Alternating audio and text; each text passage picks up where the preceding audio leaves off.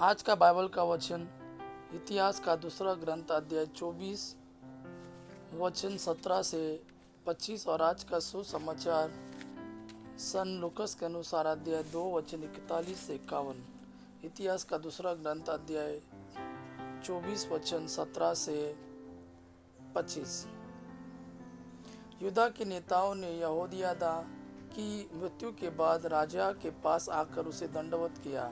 राजा ने उनकी बात मान ली। लोगों ने प्रभु अपने पूर्वजों के ईश्वर का मंदिर त्याग दिया और वे अशेरा देवियों तथा देव मूर्तियों की पूजा करने लगे। इस अपराध के कारण ईश्वर का क्रोध यूदा तथा यरूशलेम पर भड़क उठा। उसने नबियों को भेजा जिससे वे उन्हें प्रभु के पास वापस ले आए, किंतु लोगों ने नबियों का संदेश सुनकर उस पर ध्यान नहीं दिया। ईश्वर की आत्मा ने याजक यहोयादा के पुत्र जकरिया को प्रेरित किया और उसने जनता के सामने खड़ा होकर कहा, ईश्वर यह कहता है, तुम लोग क्यों प्रभु की आज्ञाओं का उल्लंघन करते हो? इसमें तुम्हारा कल्याण नहीं है। तुम लोगों ने प्रभु को त्याग दिया, इसलिए वह भी तुम्हें त्याग देगा।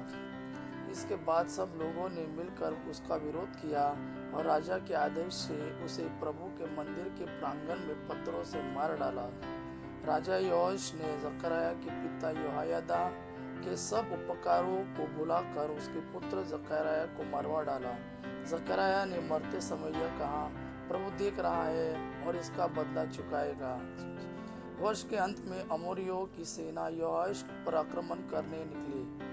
उसने यहूदा और यरूशलेम में प्रवेश कर जनता के सब नेताओं का वध किया और लूट का सारा माल दमिश्क के राजा के पास भेज दिया। आरामी सैनिकों की संख्या अधिक नहीं थी, फिर भी प्रभु ने एक बहुत बड़ी सेना को उनके हवाले कर दिया, क्योंकि उन्होंने अपने पूर्वजों के प्रभु ईश्वर को त्याग दिया था। योआश को भी उचित दंड भोगना पड़ा। जब अरामियों की सेना योआश को घोर संकट में छोड़कर चली गई, तो उसके दरबारियों ने उसके विरुद्ध षड्यंत्र रचकर उसे उसके पलंग पर मारा, क्योंकि उसने याजक यहोयादा के पुत्र का रक्त बहाया था। वह मर गया और दाऊद नगर में दफनाया गया, किंतु वह राजाओं के मकबरे में नहीं रखा गया। आज का सुसमाचार सन लूकस के अनुसार अध्याय 2 वचन 41 से 51 तक। अध्याय 2 वचन 41 से 51 तक। ईसा के माता पिता प्रतिवर्ष पास्का पर्व के लिए यरूशलेम जाया करते थे। जब बालक 12 बरस का था तो वे प्रथा के अनुसार पर्व के लिए यरूशलेम गए। पर्व समाप्त हुआ और वे लौट पड़े, परंतु बालक ईसा अपने माता पिता के अनजाने में यरूशलेम में रह गया।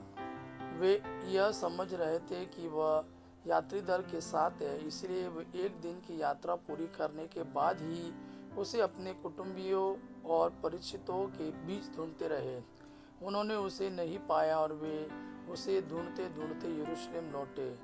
3 दिनों के बाद उन्होंने ईसा को मंदिर में शास्त्रियों के बीच बैठे उनकी बातें सुनते और उनसे प्रश्न करते पाया। सभी सुनने वाले उसकी बुद्धि और उसके उत्तरों पर चकित रह जाते थे। उसके माता पिता उसे देखकर अचंभे में पड़ गए और उसकी माता ने उससे कहा, बेटा, तुमने हमारे साथ ऐसा क्यों किया? देखो तो तुम्हारे पिता और मैं दुखी होकर तुमको ढूंढते रहे। उसने अपने माता पिता से कहा, मुझे ढूंढने की जरूरत क्या थी?